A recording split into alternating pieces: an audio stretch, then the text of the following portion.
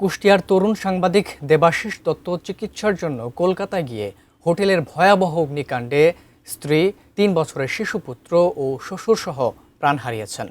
পরিবারের একমাত্র উপার্জনক্ষম মানুষটিকে হারিয়ে অসহায় হয়ে পড়েছে তার বৃদ্ধ বাবা মা। দেবাশিসের ৭ বছরের কন্যা মহিমা দত্তের ভবিষ্যৎ নিয়েও চিন্তিত তারা। কুষ্টিয়া প্রতিনিধি শরীফুল ইসলামের পাঠানো তথ্যছবি নিয়ে ডেস্ক রিপোর্ট। ১৯ আগস্ট বাড়ি ফেরার কথা ছিল তাদের। আগের রাতে কলকাতার নিউ মার্কেট এলাকার একটি আবাসিক হোটেলে আগুন লেগে নিহত ৯ জনের মধ্যে ছিলেন দেবাশিস দত্ত, তার স্ত্রী আফসানা শারমিন, ৩ বছরের ছেলে স্বর্ণাশিস দত্ত ও আফসানার বাবা আকরাম আলী। ৩ দিন পর পরিবারের ৪ সদস্যের মরদেহ কুষ্টিয়া শহরের আড়ুয়াপাড়ার বাড়িতে ফেরে কফিনবন্দি হয়ে।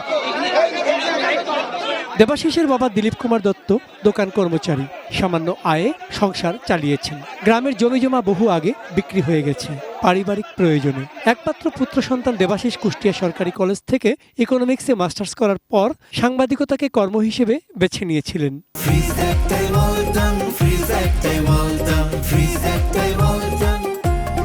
প্রায় ২০ বছরের সাংবাদিকতা জীবনে বিষয় সম্পত্তি কিছুই নেই তার। আজও ভাড়া বাসাই ঠিকানা। সামান্য যেটুকু সঞ্চয় ছিল স্ত্রীর চিকিৎসাতেই শেষ হয়েছে দেবাশিসের। তার অবর্তমানে কি হবে পরিবারটির? বেঁচে থাকা একমাত্র কন্যা মহিমারই ভবিষ্যৎ কি হবে? আমার তো কোনো কর্মক্ষমতা নাই, যদি সরকার তরফ থেকে যদি আমাকে যদি সাহায্য সহানুভূতি করে, তারা যেন ব্যাংকে একটা ফিক্সড করে দেয় আমাকে, সেইভাবে আমি সেই অর্থটা দিয়ে মাসিক যে টাকাটা পাবো, সেই টাকাটা দিয়ে হয়তো আমি সংসার কোনো রকম ডাল ভাত করে বসে থাকতে পারবো।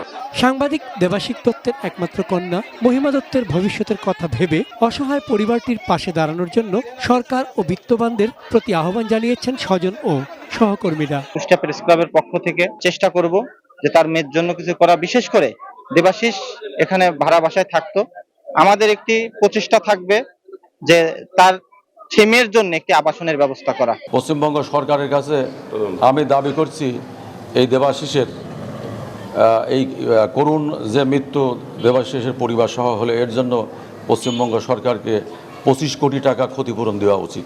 সরকার তার একটা মাথা গোঁজার ঠাঁই করে দেয়। একটা বাচ্চা আছে, মেয়ে, তার যাতে ভবিষ্যৎ সরকার একটু দেখে। সমাজের নানা অসঙ্গতি ও অন্ধকার দূর করতে যিনি জীবনের মূল্যবান সময় পার করেছেন, তার অবর্তমানে একমাত্র সন্তানের জীবন যেন অনিশ্চয়তার অন্ধকারে হারিয়ে না যায়, প্রত্যাশা সবার। চন্দন পাল, ডেস্ক রিপোর্ট, এটিএন নিউজ।